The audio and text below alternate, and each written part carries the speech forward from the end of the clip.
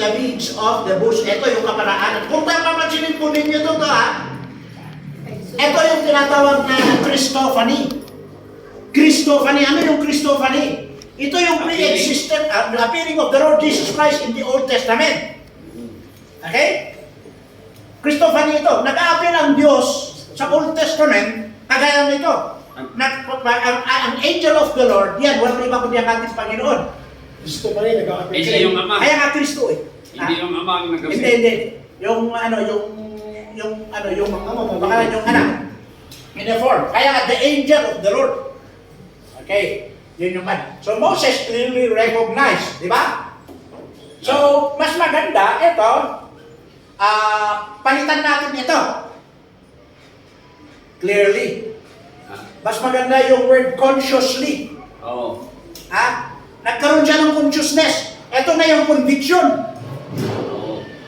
Okay, para maiano natin sa verse 4 ito. Conviction, may iano natin sa theology. Regeneration. Sa theology, regeneration, pag-regenerate. Di ba? Pag bigyan ka ng makukonvict ka. Oo. Pagkatapos noon, yung Palitan mo yan. pangatlo, Moses. Palitan mo muna yan clearly. Consciously. Para mas maganda yan. Conscious. Consciously. Yung sa conviction yun. Consciously. Kailangan consciously. Okay. Ito naman, ito yung kinuha natin ito Carefully. Tapos yung isa, carefully. Respected. Respected. Okay. Kapag ilagay mo sa Diyos yun, reverently. Sana reverence with reverence. Kapag sa Diyos kasi, yung i-respect mo ng Diyos, kailangan talaga, with reverence, with fear. Okay? Pero titignan ko natin anong magandang ilagay natin dito. Pero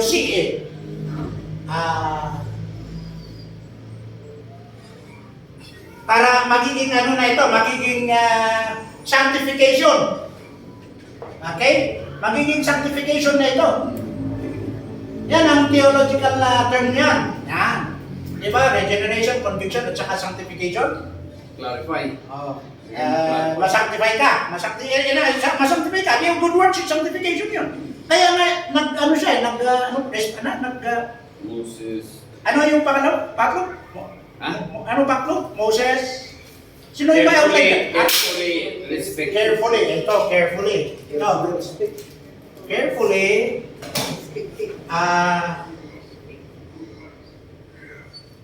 Respected. Maganda, no? Respected, sabi niya. Walang respected kasi na word. Walang ganun na respected. Respect lang. Walang respect. Hindi respectfully. Respectful, ganon. Walang respected. Hindi mo pwedeng yung respected sa Kahit hindi nga siya dictionary. Dahil kasi yan eh.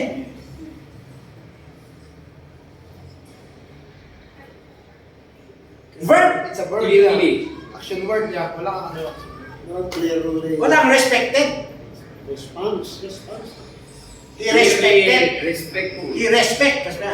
Carefully respectful. Moses clearly respectful. Carefully respectful. Ay, mali yan. Clearly. Yan. Amoy ka. So, kaya nga mali yung, ito ang inaano gusto kong paano pa dahil siyempre mali yung outline. Baka sasabihin sasabihin ano siya, ma-offend, no? Dahil wala kasi dyan ito. Respect na lang. Respectful, respectfully, gano'n yun walang respected. I respected. I respect Respect na lang. Respect na lang. Pero ito, gusto kong ayano natin ito. Conceivably. Okay? Malalim yun. Malalim yun. Conceivably. Hindi. Umayon. Ano ba yung umayon? Tingnan sa English. Ano ba yung umayon? Sumunod lang ngayon. Ayan nga. Considerate nga. Okay.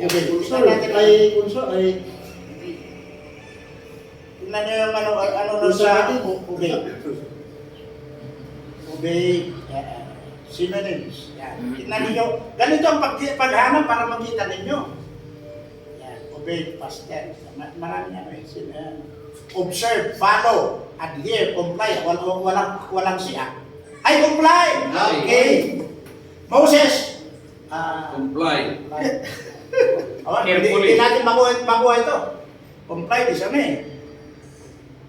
Completely, consciously. Comply. Complete, ay. Ano? Consciously, consciously siguro, pwede consciously. Consciously. Consciously aware mo eh. Moises carefully follow the old commandment. Absolutely.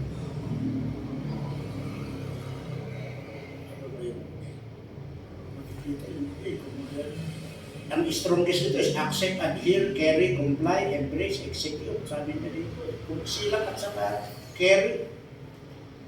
Paano natin ilagay yung comply sa adverb? Sanctify, sanctification. Yun, nag-comply siya. Di ba pag tayo ay sumusunod, sanctification yun? Good works. Sanctification yun eh. Mag-response.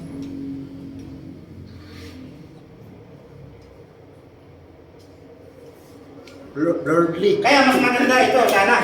Ito, iyan na lang natin ito. About the elements of truth. About God's calling. Tapos, how did he respond? Huh? How did Moses respond to God's calling? He purely responded. He consciously responded. Para responded lahat. Ganon. Tumugon siya, curiously. Tumugon niya consciously. Tapos, Moses, saintly. Naging santo si Moses. Mabalin naman kasi. Di ba? Saintly, hindi ba din yung mga sandali kasi eh? hindi, si. Churchly. Talagang church sulan. Completely. Consciously, nagana. Si. Dahil itong mali kasi sa kanya, yung carefully respected. Walang respected. Dahil ginamit mo ito, Irrespected. Respect lang ang. All respect. Okay lang. Oo. Walang respected. Kahit tingnan mo sa bukod na dictionary yan, walang respected. Eh, dictionary na yung check ang ginamit ko.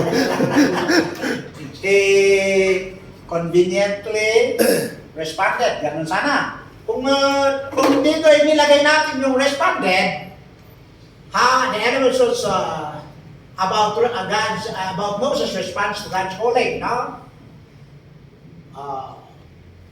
How did? Ito na lang. How did he respond? Sir? Moses responds to God's calling. Yan. Dati na lang. Moses purely responded. He consciously responded. Tapos yung isa, consciously, conveniently ba? Or, kumayon, yung talagang walang sagapan. Dahil ganun tayo pa di ba? Pag sumusunod tayo sa Panginoon. Kumpiyansa. Confidence. Confidently, yan! Confidently. Well, Confidently! Yun! well,